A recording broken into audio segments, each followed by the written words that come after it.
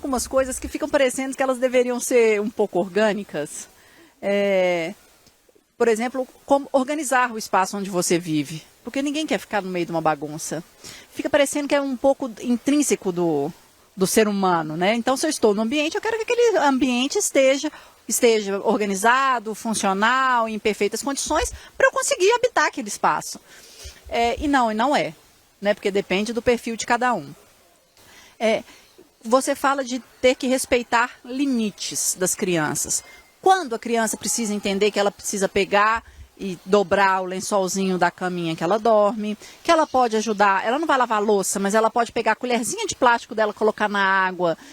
Não vai lavar, talvez não vai lavar do jeito que você quer, mas você mostrou para ela a importância de lavar a colherzinha que ela acabou de comer. Quando que você acha que a gente já dá essas noções de organização? E eu vou compartilhar uma coisa, eu não sei se vocês são aquelas, não, eu tenho certeza que, enfim, não vou chutar nada não, porque eu não sei a idade de todo mundo e aquelas também não quero saber. Mas, do nada, gente, do nada.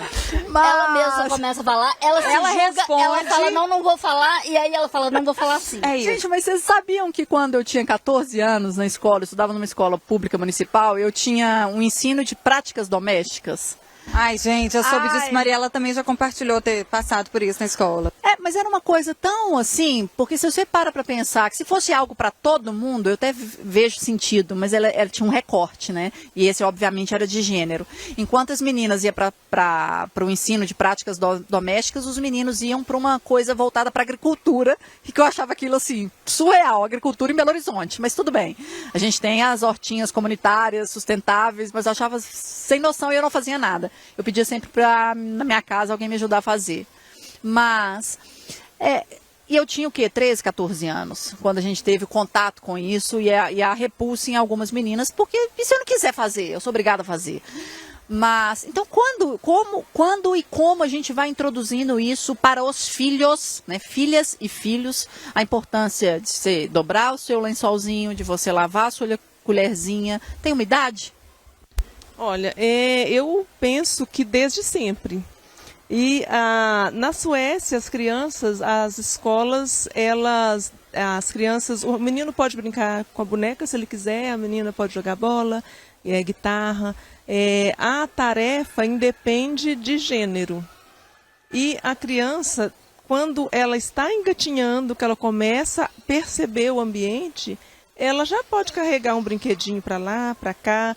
E os filhos, o ser humano funciona, se educa muito pelo exemplo.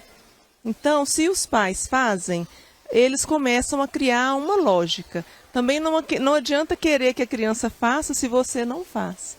E se ela não recebe os subsídios, né, para ela fazer, se você quer que ela coloque em cima da pia o pratinho de plástico dela, ela tem que ter a escadinha para ela acessar a pia. Ou a casa tem que ser no mínimo montessoriana, assim, que tenha tem brinquedos que são mesinha, por exemplo, que ela pode tirar ali e pôr na mesinha. Eu sou super a favor do cestinho no canto, que no meio da brincadeira, vamos brincar de juntar os brinquedos no cestinho. É uma brincadeira que é gostosa de fazer, você vai guardar e eles também. Então, assim, começa juntando os brinquedos no meio da brincadeira, que pode ser em qualquer idade, e depois vai avançando para o pratinho, para a meia que tirou o sapatinho, onde guarda. Então, se a casa tem desde sempre um lugar para cada coisa, o sapato é ali, o brinquedo é no cestinho, sem aquele rigor que trava, sabe? Começou na brincadeira, eu ponho o brinquedo ali, depois quando tiro o sapatinho é ali, depois quando tiro o uniforme é lá no cesto de roupa. Colocar o uniforme no cesto de roupa, qualquer pessoa, desde que ela use o uniforme, pode fazer. Então, criar organicamente, né, esse ciclo dentro da casa é saudável, né, e se ensina realmente pelo exemplo. Iraci, e existe uma diferença entre a organização por estética e a organização por funcionalidade? Existe. E é possível associar as duas coisas. Qual que é o caminho das pedras? A gente vê quando se pode comprar muitas coisas para incrementar a organização, igual você falou dos potinhos com morango na geladeira, os potes de vidro, maravilhosos. Eu também adoro, acho lindo, mas eu sei que para muitas pessoas não é a prioridade investir em produtos para organização. Então, ela pode ser criativa, pode ser um pote de sorvete vazio, que você põe lá e põe as frutinhas dentro da mesma forma. Tem potinho de sorvete que inclusive é transparente. Eu acho que é a criatividade e a vontade de deixar organizado e de criar esse fluxo. Tem uma certa fase, por exemplo, da infância, que é mais difícil manter a estética. Mas é impossível manter a estética na infância. É impossível, esqueça. Mas é possível já, não precisa estressar nessa idade, porque eles têm que crescer com um ambiente lúdico, agradável, né, amoroso, né, que é aprender com afeto. Não é aprender com xingar, com gritar, tira isso daqui, põe ali. É você fazer e mostrar que é legal. Eu acho que a gente precisa desenvolver um pouco, às vezes, a gente diminuir um pouco o estresse da gente, que o estresse da gente também contamina tudo, né? E fazer da organização uma coisa saudável, que é legal para todo mundo. E aí, a estética, nesse ponto, ela é o de menos.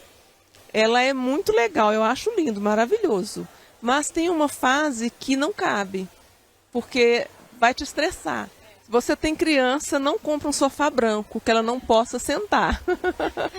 Ou então põe uma tapa nele. Sentar escrever, tá bom, rabiscar, né? Então, isso vai te dar um estresse violento. Muito recentemente, eu sempre vou falar dele, Carlos, meu afilhado maravilhoso, 1 ano e 3 meses. Eu me tornei madrinha. E aí, eu vi a transformação na casa da minha irmã. Minha irmã sempre foi a parte organizada. Eu sempre fui o caos ali, o quarto que você chega tropicando em tudo. Como que eu posso reclamar do meu filho? Não posso. Porque ele aprendeu com quem? Comigo. Mas hoje eu sou uma pessoa organizada, tá, gente? Hoje eu tô bem melhor. Mas a Bárbara, a casa dela sempre foi de uma ordem, sabe? Aquela coisa que ela tinha os talheres para cada situação e pratos e etc. Gente, que delícia que tá a casa dela hoje. Porque a desordem da casa dela mostra que tem uma vida muito pequenininha ali, entende? É uma desordem que a gente aceita. Porque as paredes estão imundas. Irmã, desculpa estar falando isso.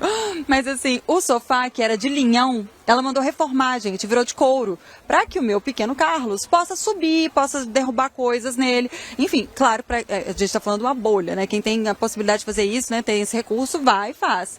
Mas menino pequeno está autorizado, o Iraci. Não tem como a gente cobrar deles a inteligência que a gente tem na cidade. É uma fase de descoberta. Então, assim, impedir a descoberta não é legal. Porque também está emergindo ali a criatividade, né? Quer dizer, você tem que educar, mas sem suprimir isso, né? Essa fase, o legal é reduzir os riscos de machucar, de cair, mas incentivar também a explorar coisas, né? Tem que desestressar um pouco e deixar o lúdico ali na casa.